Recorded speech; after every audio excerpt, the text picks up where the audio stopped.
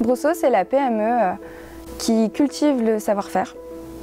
Vraiment, c'est l'amour du produit et c'est l'humain surtout en fait. Bon alors, tu veux qu'on aille se balader dans l'usine? Bonjour, ça va pas bien?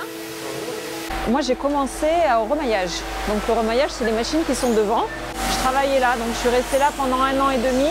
Et après, je suis allée au métier, au tricotage. J'ai la chance d'être la 3e génération d'une petite usine de chaussettes au milieu des vaches, comme je le dis toujours. Fin 1937, début 1938. Mon grand-père était représentant de commerce en fait. Il voyageait, il visitait les épiceries. Et ma grand-mère, c'était la fille de l'épicier du village. Ils ont créé l'usine là, après ils ont vécu derrière, ils avaient la maison.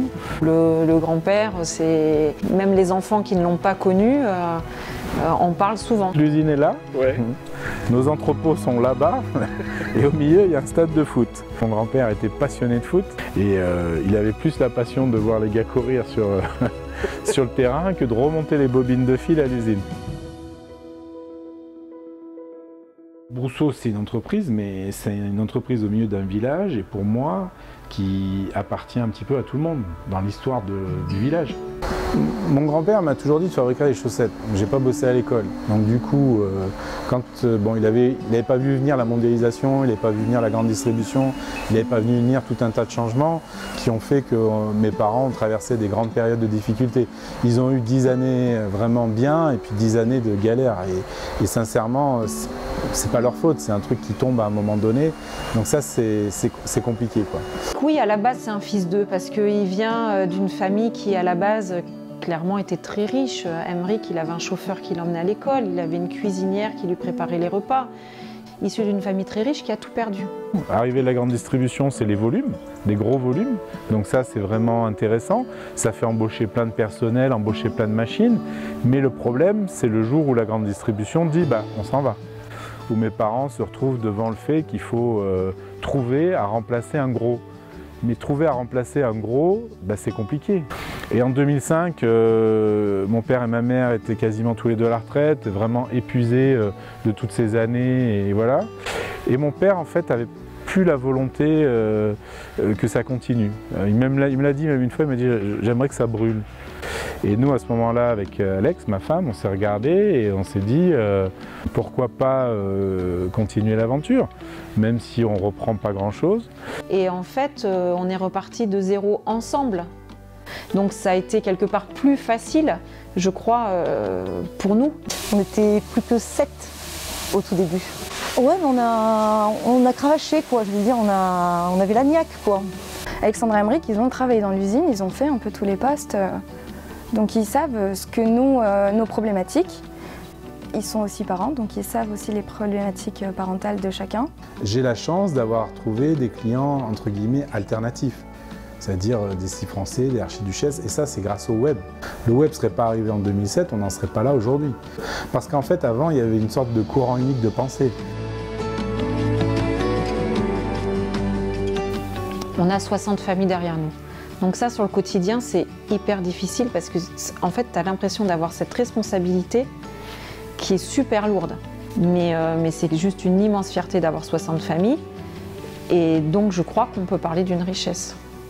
Moi, ce que je dis toujours aux gens, aux salariés, c'est vous êtes ici la plupart de votre vie. Donc oui, mon idée, c'est toujours qu'ils soient dans le mode le plus confortable possible. On est géré par des êtres humains et quand on a des problèmes d'êtres humains, on peut leur poser la question directement. Une PME, ça inclut d'être polyvalent. Ça fait 15 ans qu'on a repris avec Emmerich. Je trouve que ça ne roule jamais. Et en 15 ans, ça n'est jamais arrivé. Je crois bien que ça n'arrivera jamais. Moi, je suis capable de poser une semaine de vacances et de partir. Hein. C'est pas un problème. Demande à Alexandra Brousseau si elle est prête à poser une semaine de vacances là et partir. Tu verras la réponse. Ça, c'est une panne. On cultive l'amour du produit, l'amour du savoir-faire, du Made in France. L'art de la chaussette, c'est au pixel. Une maille égale un pixel. Donc en fait, on dessine tout avec des petits carrés. On travaille comme un peu au cinéma, c'est un fond vert. C'est aujourd'hui nos dessinateurs qui, eux, font toute la transformation en langage machine. Et ça, c'est super important. C'est un peu des deux, c'est un peu ma patte et en même temps un peu le dessin du styliste, quoi. Et c'est souvent quelque chose que les gens qui viennent, ou les stylistes qui viennent ici, ils trouvent fabuleux. Parce que quand ils viennent ici, Je le dis toujours, après on n'a plus de gros problèmes avec eux.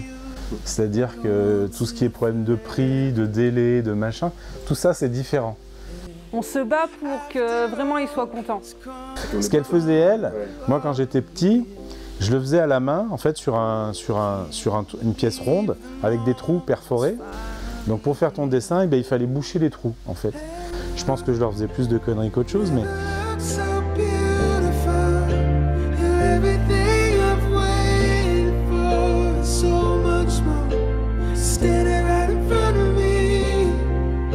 J'ai encore moi ici les machines qu'a acheté mon père.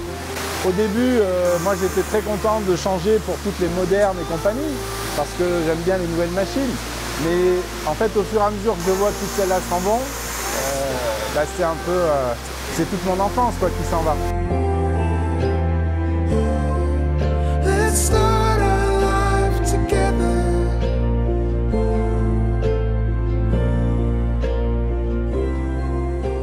En fait, tout le monde nous dit, mais comment vous faites? C'est incroyable, c'est dingue, je sais pas quoi.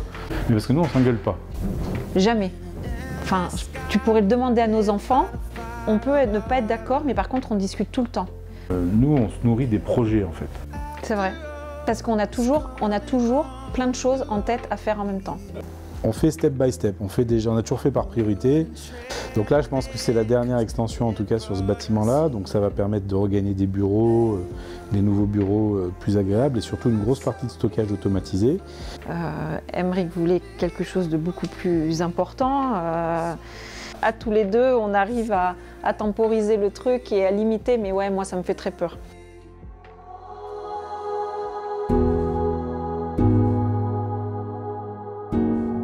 En 2003, mes beaux-parents avaient fait une année exceptionnelle. Et on n'aurait jamais cru qu'en 2006, tout se casserait la figure. Du coup, oui, aujourd'hui, tout va bien. On est en fort développement, on suit, mais on suit de manière intelligente, progressive, réfléchie, sensée, voilà. Bonjour. Bonjour. Aymeric, en fait, on était dans le même lycée. On était au lycée ensemble. Un jour, je travaillais dans l'usine et puis je le vois qui traverse l'atelier au fond et tout. Je dis tiens, c'est bizarre, lui, il est là. Et puis du coup, avec une autre fille qui était en prof, je lui dis lui, c'est bizarre, j'étais au lycée avec lui. Et elle me dit c'est le fils Brousseau, c'est le fils du patron. Moi, quand j'ai rencontré, au début qu'on était ensemble avec Aymeric, dans l'atelier, j'ai tout de suite eu des réflexions. On m'a dit, on m'a lancé un jour en criant à travers l'atelier. De toute manière, Alexandra, tu t'es trompée de lit, il fallait prendre celui du père. Ça, je l'aurai toute ma vie, ça. Donc non, j'ai été tout de suite critiquée. Je crois que les gens pensent beaucoup que moi, je suis un petit peu la pièce rapportée et que voilà, ça, je peux pas l'éviter. Ça me blesse certaines fois. Mais c'est comme ça, je sais que je suis obligée de faire avec, quoi. Mais là où on est aujourd'hui, mes parents pensent que c'est grâce à Aymeric, pas grâce à moi. Tu vois ?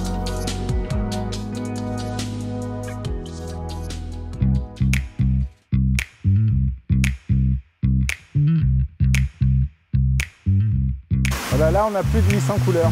On a 800 couleurs, mais jamais la bonne. Aujourd'hui, c'est le client qui impose une matière première et une façon de tricoter ou de travailler. Ça, c'est différent. La chaussette, c'est mon produit final, mais à la base, il y a quand même ces bobines de fil. On disait qu'on allait avoir des problèmes d'approvisionnement de matière. Tout le monde nous disait non, mais le coton, les prix vont augmenter, mais on n'aura pas de problème pour s'approvisionner. Bon, là, ça y est, on commence à avoir le problème. On a l'impression d'être un peu après la guerre, là. En fait, tout le monde, il y a une demande qui est monstrueuse et il n'y a pas de produit. Et en plus, les prix explosent. C'est quand même de l'agriculture au départ, nos chaussettes, le coton, ce qu'on a sur nos bobines.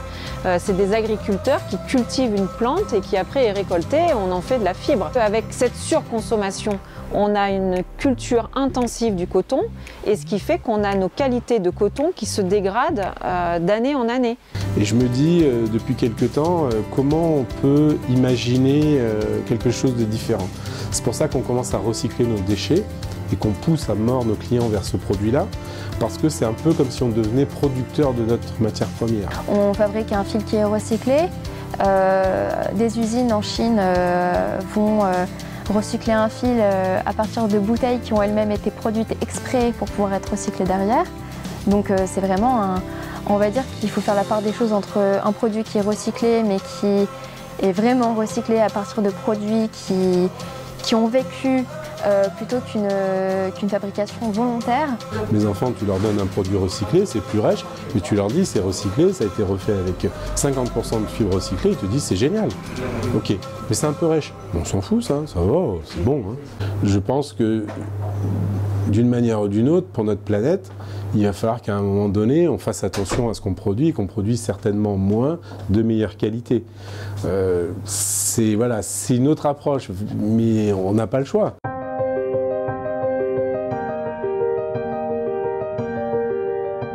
Made in France, c'est ça le plus important.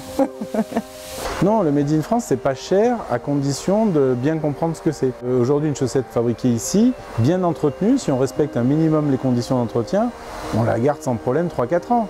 On contrôle chaussette par chaussette. Ça, c'est un défaut. Bah oui, regarde. Ça passe pas, ça. Ça, dans les chaussettes qui viennent de l'autre bout du monde, ils peuvent pas, sur les prix qui doivent sortir, ils peuvent pas payer des gens à faire ça, c'est pas possible. Nous, on travaille déjà pour des tribus.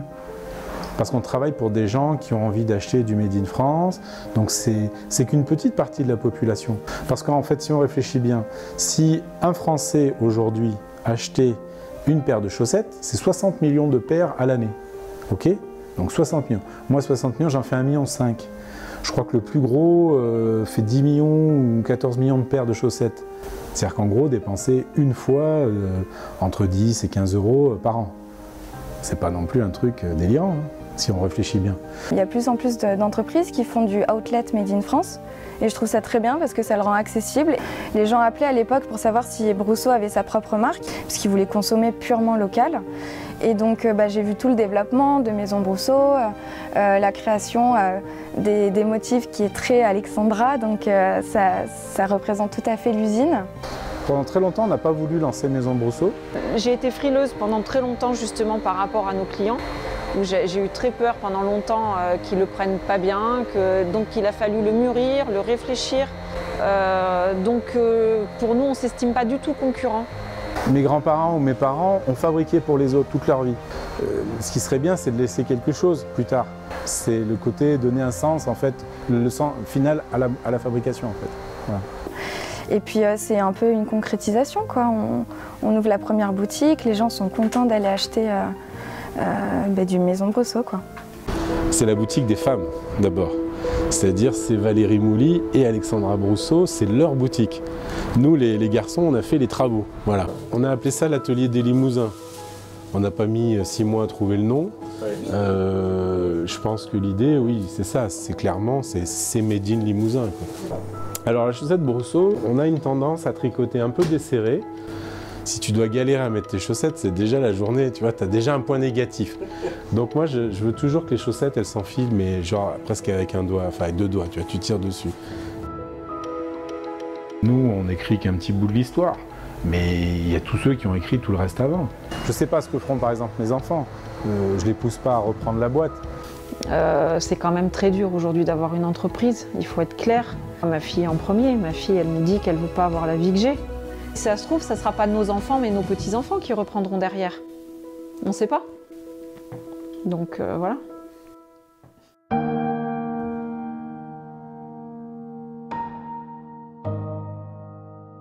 Mon père est mort 1 an après la liquidation de la boîte.